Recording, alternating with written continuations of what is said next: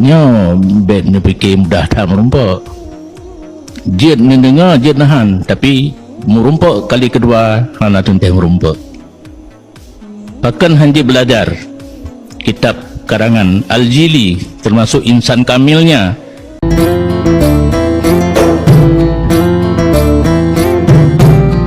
Assalamualaikum warahmatullahi wabarakatuh. Saudara Lun fi ayyi makan.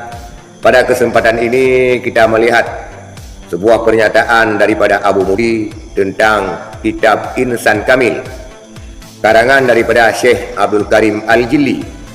Menurut Abu Mudi, kitab Insan Kamil ini jangankan untuk mengajarkan orang lain, belajar pun tidak boleh. Karena persepsi daripada kitab Insan Kamil ini dengan kitab Ihya Ulumuddin berbeda. Kita lihat video pernyataan Abu Mudi Samalanga. Nyo bet ni fikir mudah tak merumpak. Jid ni dengar, jid nahan, tapi merumpak kali kedua hana tuntang merumpak. Bahkan hanji belajar kitab karangan Al-Jili termasuk Insan Kamilnya. Beliau memahami ayat hadis dengan filsafatnya beliau. Sedangkan Imam Ghazali pakai dia buat kitab kajian contoh Ihya Ulumuddin. Karena beliau memahami filsafatnya dari Al-Quran dan hadis. Yang diurhan cuma ken tempat tajak sarah adanya baulai dro nampung. Nyanjit nubu nidrone filsafat Imam Ghazali dengan Al-Jili berbeda.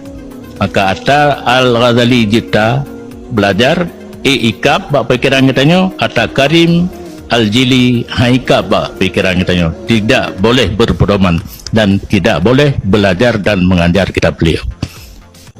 Itulah pandangan dan pendapat Abu Mudi tentang kitab Insan Kamil karangan Syekh Abdul Karim Al-Jili.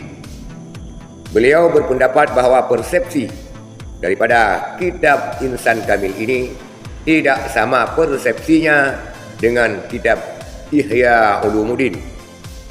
Kitab Insan Kamil ini belakangan ini heboh karena kitab ini adalah kitab rujukan daripada MPTT. Dan juga saudara sekalian, banyak ulama-ulama lainnya di Aceh yang ikut membahas tentang kitab Insan Kamil walaupun tidak mengeluarkan pendapat seperti yang diutarakan oleh Abu Mudi, tetapi hampir mirip dengan pendapat Abu Mudi. Ini pernah terjadi heboh pada tahun 2020 ketika banyak ulama-ulama Aceh seperti Abu Manan, Abu Krul Lindang dan abu-abu lainnya yang tidak merekomendasikan kitab Insan Kamil untuk dipelajari di tingkat masyarakat umum di Aceh. Itulah saudara sekalian, kitab Insan Kamil menurut Abu Mudi Samalanga. Sekian, terima kasih. Assalamualaikum warahmatullahi wabarakatuh.